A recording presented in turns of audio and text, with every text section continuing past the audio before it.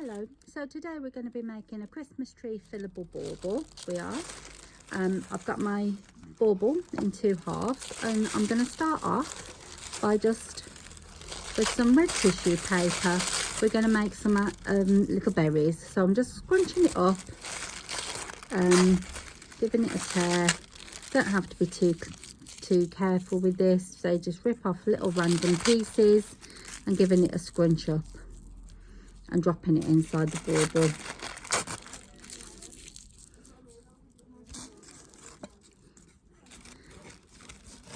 Now, depending on how many berries you want in your bauble, obviously depends on how many of these you do, whether you make lots or if you want your bauble to look more red than green, that's entirely up to you.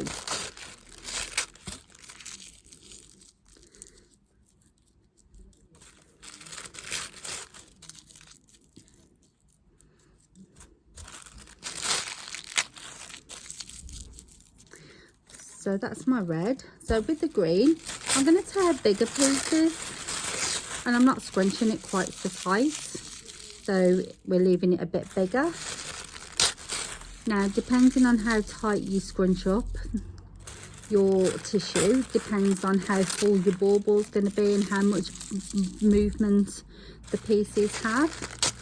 So I'm just going to keep these quite big, quite chunky. Now, when it comes to clipping the balls all together, they are a little bit tricky.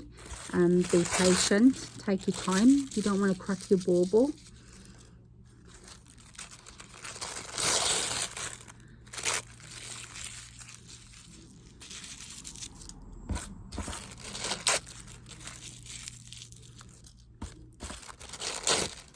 I want my bauble to have a little bit of movement, so I'm not packing it too tightly. I'm not.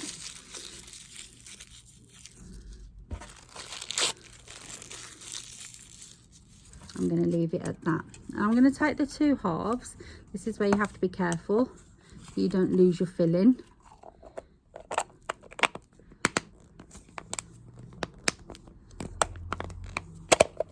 Nope, nearly.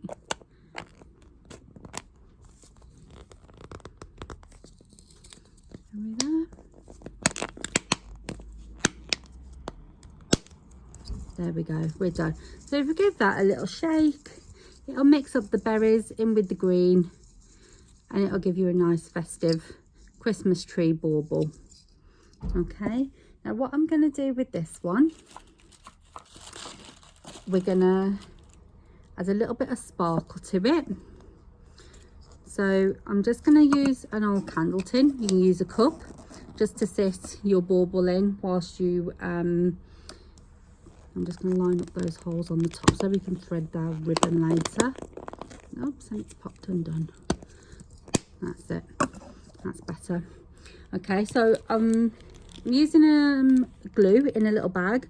I've just snipped the ends so that it's a little bit like a piping bag. And I'm going to just put some little sparkly bits on. Tiny little dabs of glue. Again, you can do any kind of shapes, patterns you like. There's nothing particular about what you've got to do. And then I've got a pot with some glitter. I'm going to use a piece of paper underneath my bauble so that it'll help save my glitter. Because then what you can do then is, if you've got another project that you're doing another day, you can always use your leftover glitter. Now with this, the glitter will naturally cling to the bauble. Don't worry about that. Don't try dusting it off yet, just leave it to fully dry. If you try dusting it off now, you're going to end up with wiping off your glue and where you want your glitter to be. So just leave it like that, leave it to dry, and then once it's dry, then you can get a piece of tissue or something, and can you see all this excess glitter, and it'll dust off nice and easily. It will, but for now, until your glue is fully dry, just leave it. Once it is all dry and you've dusted it off, I'm being very careful how I'm handling this. What we'll do is we'll use some ribbon and we'll pop through the hole so that we can hang our bauble up. Obviously, we don't want to do that now because the glue's wet, and it'll end up being a mess. Okay, so I'm just going to literally leave that now. There's lots of different ways you can fill your baubles. Don't forget, we can also use chocolates and put chocolates inside, other sweets. If you wanted to put wax melts or any other small gifts, you can use lots of different ideas to fill your baubles.